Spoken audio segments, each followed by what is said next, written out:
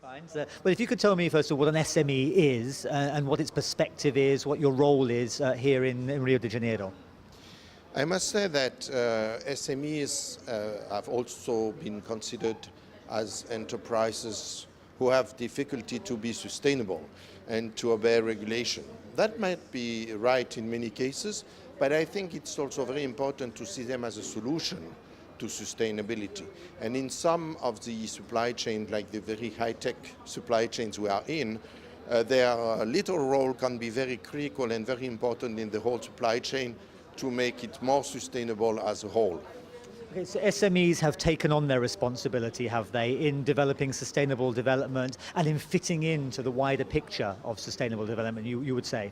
I must say that I know naturally better the SMEs in chemicals, and I must say that in Europe many of those have been now riding on the train of sustainability, and I would say real sustainability, not greenwashing approach, but real continuous improvement approach. And I would say that it's going more and more all over the world. Even in China, we are established in China, and we have seen a big difference between 5 years ago and now. Users asking for more non-dangerous chemicals, for more services to master the use of their chemicals and so on. I think in the past it's probably fair to say that chemical companies in particular were considered to be among the bad guys when it came to polluting the environment. Is the message getting through to the wider public, to the media, that you have now changed, that you are now developing sustainable measures?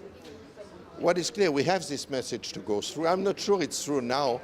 Don't forget that chemicals basically must have a strong impact.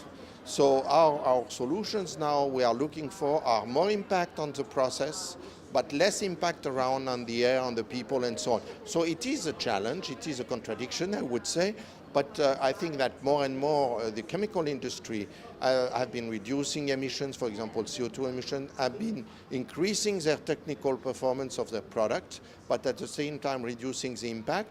And that must be done, I would say, in partnership with the users, with the upstream also suppliers. You cannot find sustainable solution or implement them alone. And we do on our part as Inventec work a lot with our downstream users because sustainable solutions come together. Are you where you want to be now, or is there still room for improvement? Well, as a company, we have a lot of improvement. We have set up what we call a greenway approach, which is basically that we measure the impact of our products and services through very measurable parameters. And if we improve a third of these parameters without degrading any others, then we say we have a greenway label for this product or service. And I can tell you today we have about 15% of our products and services being concerned by this label. So there is room for improvement, and there is even more room because we will, after 5 years of no improvement on a service or product, we will drop the label. So it will be a continuous improvement, and so room for improvement will always be there. I think if you think you have achieved, this is the end of sustainability. And what do you hope to get out of meetings like this one, the ICC here in Rio de Janeiro? How does it help you discussing these issues with other similar companies?